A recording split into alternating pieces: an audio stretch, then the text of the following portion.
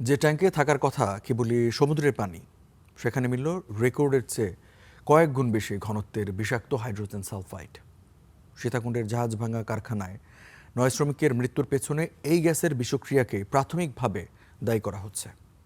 এই বিষাক্ত গ্যাস নিঃসরণ না করে জাহাজ ভাঙা নিয়েই উঠেছে বড় প্রশ্ন, যার উত্তর খুঁজছে বিশেষজ্ঞ তদন্ত কমিটি। সৈয়দ তামিম মাহমুদের রিপোর্টে বিস্তারিত। শুক্রবার সীতাকুণ্ডের ফেরদৌস স্টিল শিপ রিসাইক্লিং ইয়ার্ডে 9 জনের প্রাণহানির পর আলোচনায় বিষাক্ত হাইড্রোজেন সালফাইড গ্যাস, যা জাহাজের ব্যালাস্ট ট্যাঙ্ক ছিদ্র করার সময় বেরিয়ে গিয়ে আক্রান্ত করে শ্রমিকদের। বিশেষজ্ঞরা বলছেন, জৈব পদার্থ, স্লাজ বা সামুদ্রিক পলি দীর্ঘদিন জমে পচে গেলে তৈরি হতে পারে হাইড্রোজেন সালফাইড।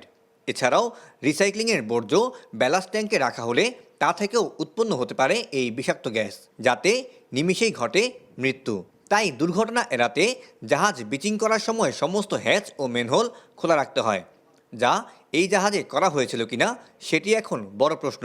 যদি long term under without any ventilation থাকে এবং হিটের অবস্থায় পড়ে থাকে ফর কাপল অফ ইয়ার্স, সেখানে দেখবেন যে অটোমেটিক সেখানে যে অক্সিজেন ছিল পানির মধ্যে, সেই oxygen dissolve by forming hydrogen sulphide. Hydrogen sulphide itself is a lethal weapon এবং zero oxygen content also another lethal weapon. সচরাচর দেখা যায় যে 10% থেকে 6%-এর মধ্যে ফার্স্ট ব্রিথিং এসে হি ডাইস, বিকজ তার ব্রেন কলাপস করে, তার হার্ট বন্ধ হয়ে যায়, তার মাসেল গেস স্টিফস। ক্লিনিংয়ে বিভিন্ন রিয়েজেন্ট ইউজ হয় এবং এলএনজির মধ্যে কিছু হাই সালফার কন্টেন্ট সেডিমেন্ট তৈরি হয়। যদি ওই ক্লিনিং ম্যাটেরিয়াল বা ক্লিনিং সেডিমেন্টগুলি যদি বাইরে ডিসপোজ অফ না করে যদি ব্যালাস্ট ট্যাঙ্ক বা ওই জাতীয় কোনো ট্যাঙ্কের মধ্যে ডাম্প করে, তাহলে পানির সাথে মিশে হাই কনসেন্ট্রেশনের সালফাইড হাইড্রোজেন সালফাইড তৈরি হওয়ার একটা সমূহ সম্ভাবনা আছে।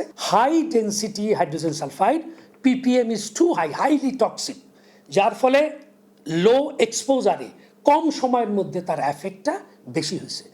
দুর্ঘটনার পর ট্যাঙ্কের মুখের কাছে 10.8 ppm হাইড্রোজেন সালফাইড শনাক্ত করে বিস্ফোরক অধিদপ্তর, যা ভাটার সময় বের হয় 80 ppm পর্যন্ত। ক্লিনিং সার্টিফিকেট নেওয়া একটি জাহাজে কিভাবে এমন মাত্রায় বিষাক্ত গ্যাসের অস্তিত্ব মিলল, সেটির উত্তর খুঁজছেন সংশ্লিষ্টরা। ব্যালাস্ট ওয়াটার ট্যাঙ্কে গ্যাস থাকার উপস্থিতিটা সম্পূর্ণ সারপ্রাইজিং। একটা অ্যাক্সিডেন্টের কেস থেকে একটা অ্যাক্সিডেন্টের কেস ডিফারেন্ট। তো এই ধরনের ব্যালাস্ট ওয়াটার ট্যাঙ্কে যে গ্যাস তৈরি হবে, এইটা কোনো কর্তৃপক্ষেরই জানা থাকার কথা না। বিস্ফোরক অধিদপ্তর একটা গ্যাস ফ্রি সার্টিফিকেট দিয়ে থাকে, সেটাও যে চেম্বারে দেওয়ার কথা যে সেই সব চেম্বারে দেওয়া হয়েছে। ব্যালাস্টিক ট্যাঙ্কগুলোতে ওয়াটার থাকে, ওয়াটারে সাধারণত কেমিক্যাল জাতীয় কোনো কিছু থাকে না, বা পেট্রোলিয়াম, অকটেন, ডিজেল এই ধরনের কোনো কিছু প্রোডাক্ট থাকে না। সেহেতু আসলে এটা আমাদের আওতাধীন পড়ে না, কিন্তু এটা সারপ্রাইজিংলি এখানে এটা বের হয়ে আসছে। আর এই জাহাজেরই কিন্তু প্রিভিয়াস একটা ব্যালাস্টিক ট্যাঙ্কি কিন্তু কাটা হয়েছে, সেটাতে ছিল না, জাস্ট এটার মধ্যে আবার চলে আসছে। সমুদ্রের পানি রাখার ব্যালাস্ট ট্যাঙ্কে এমন বিষাক্ত গ্যাস থাকার নজির নেই আর।